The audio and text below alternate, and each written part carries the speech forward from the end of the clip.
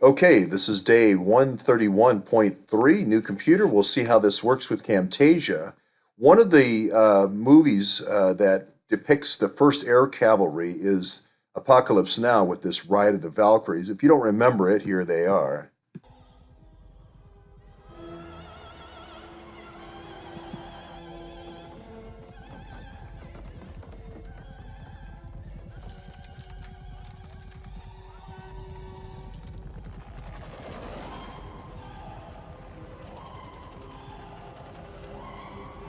See the horse there?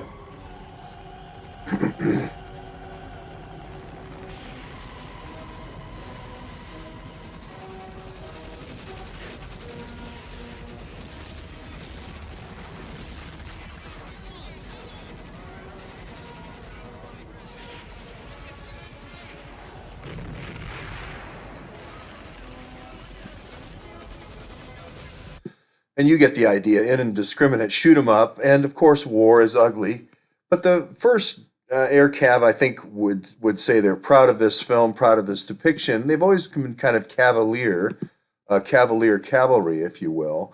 And here they are, based in Fort Hood, Texas. Now, the one thread that I would say, and I always try to look for these common themes, is this kind of cavalier attitude toward a lot of different things. International trade may be one of the other ones.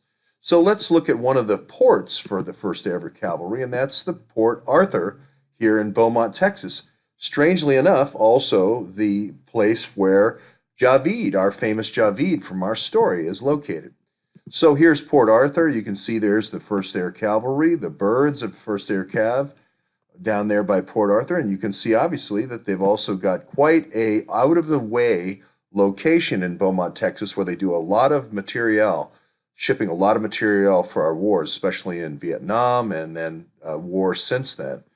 So I this is sort of the repeating theme for when the peacetime use of these war research. It seems like a lot of the research from the Manhattan Project went into these energy services, especially these nuclear energy services. And one of the places they wanted to locate this Louisiana Energy Services was in the north part of Louisiana, just over the border from Texas. And they were kind of stopped by this group called Cant. And then they tried to build in Tennessee. And then they finally ended up in that famous place, the National Enrichment Facility near the southeast corner of New Mexico. And each time they typically go for very ethnic poor neighborhoods and so forth, and sort of goes along with the Navy theme in some of these ports. You think of Jacksonville, you think of some of these other ports like Mobile, etc. So there's Javid. He wants your money, even though he's a billionaire from all that rice business. He's going to run in Texas 29, which is Central Houston, which is touches Texas 14. Actually touched the bottom of Houston for a while. And here's the place up near the border. This is where they wanted Louisiana Energy Services. Kind of has the same esprit de corps as the First Air Cavalry, or the Cavalier attitude, I guess I'd call it. Touching Mississippi up here in the corner, wanting to build their power plant up there. Now, if you wanted to locate that power plant, you've got turned down twice. There are some who are cavalier enough to say, let's find an empty Navy base somewhere and let's put the small nuclear power plant there. Then we can sell the energy at great profit. Now, that would be a very cavalier approach to energy. Well, we're flying over from our air cav here in Port Arthur. We're going to go down here. We're going to fly past Lafayette, and we're going to take a little left turn here. We're going to go by our little stop at Centreville. Maybe we'll do a little diversion there in Centreville, and then we'll end up in our famous port of Houma, right on the edge of the first district. Now, what's interesting about that is the district of Steve Scalise, the guy who got shot recently here in Washington, D.C. at the congressional baseball game. So let's quickly move now to this indictment that's famous, obviously, for Centreville is one of the places where we had a nuclear incident or a toxic gas incident, potentially. And let's look at the indictment a little bit further down of where the indictment ends.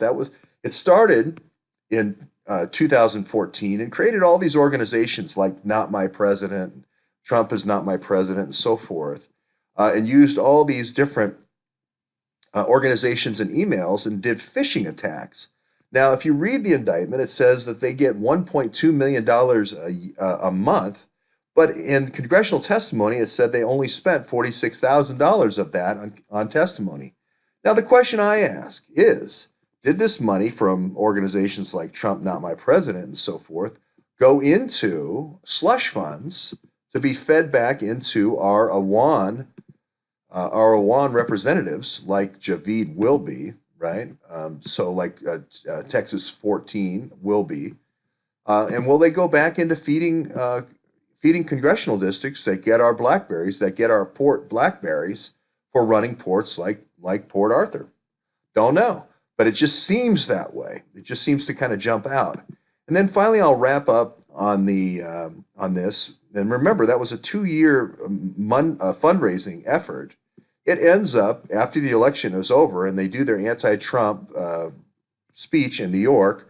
That's very famous for having Michael Moore. It ends up in Charlotte, Charlotte against Trump. That's the last position held. And just by way of coincidence, Krylova and Bogacheva are the two key people that are the two Russians that are going all over.